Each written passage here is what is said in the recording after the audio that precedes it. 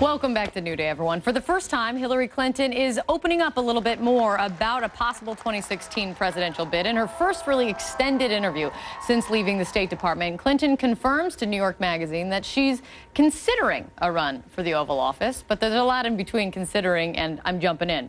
Joining us now are two former advisors to President Bill Clinton, writer for NewYorker.com, Richard Socarides, and CNN political commentator Paul Begala. Great to see you both.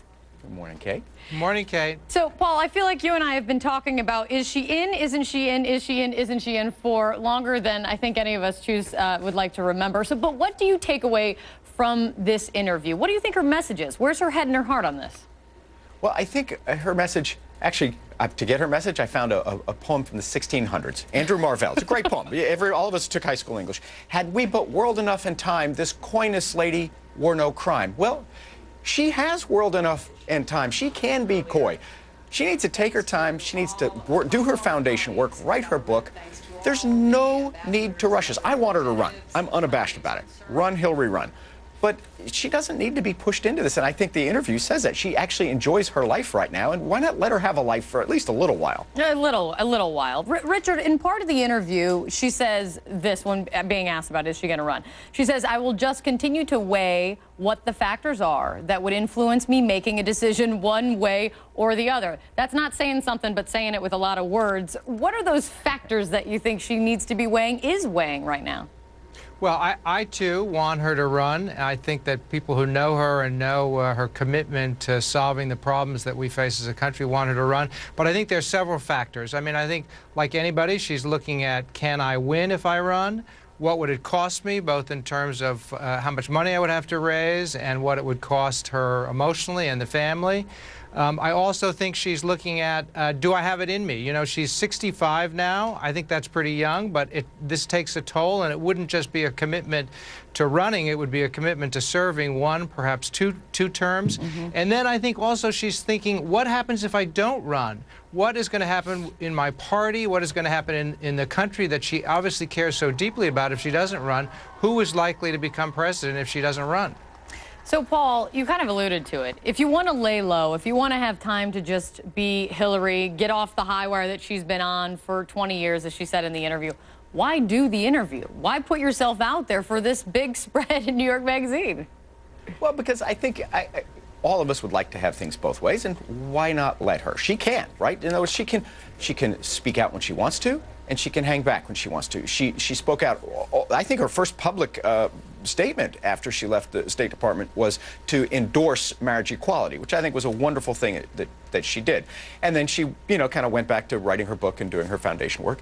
Now she's given this interview. You know, she's allowed to. She's a private citizen. She's got no longer, as she said, for the first time in 20 years, she's not obligated to, you know, meet with the press or to answer questions. But she's also not a hermit. She's a very public person. And so I thought it was a good interview. I thought it was an interesting look at her life right now. And also an interesting part of this, Richard, is the writer Joe Hagan points out, he really brought Chelsea and her role into this article, and he called Chelsea the gatekeeper for both Bill and Hillary. What's the Chelsea factor as they're weighing this? Well, I think that's right, and I think this is a big week for the three of them, Bill, Hillary, and Chelsea Clinton. This is the opening of the annual meeting for the Clinton Global Initiative. It's the first time that they've done this now, with the foundation being renamed the Bill, Hillary, and Chelsea Clinton Foundation. That's right. So it's a big moment for them as a unit, and I think Chelsea is obviously playing a very much more prominent role in this, and that's part of the reason probably why she did the interview. No, that's a good point. Now, so when it comes down to it, Paul, what's the timing here? When do you think someone, be it Hillary Clinton or someone else in the Democratic Party, when do they need to announce? I think those are two very different questions. Anybody else has got to start to try to lay the groundwork, as you see some people doing. You know, Vice President Biden, by the way, pretty impressive guy, enormously impressive, very, very popular. He was just in Iowa recently, get the Tom Harkin's steak fry. The governors of New York, of Maryland, possibly even Massachusetts, may be looking at this. But Hillary has more time than anyone else. And that's why I think her friends, and I'm one of them, are saying she can take her time. She doesn't need to build name identification. Right. She doesn't even need to build a roster of donors. So her time horizon and the whole rest of the party's time horizon are very, very different. What do you think, Richard? I think that's right. I think probably after the midterms, right around Thanksgiving next year, not this coming Thanksgiving, but Thanksgiving 2014, after the midterm elections, I think she'll wake up one morning and decide, how does it feel? How do I feel? She'll probably talk to her husband and her daughter, and that's probably about it. And then she'll make a decision. She'll wake up that moment and she'll announce, and there'll already be that Democratic machine behind her, ready to go, already placing calls for her. That's just how it works. Paul, Richard, great to see you.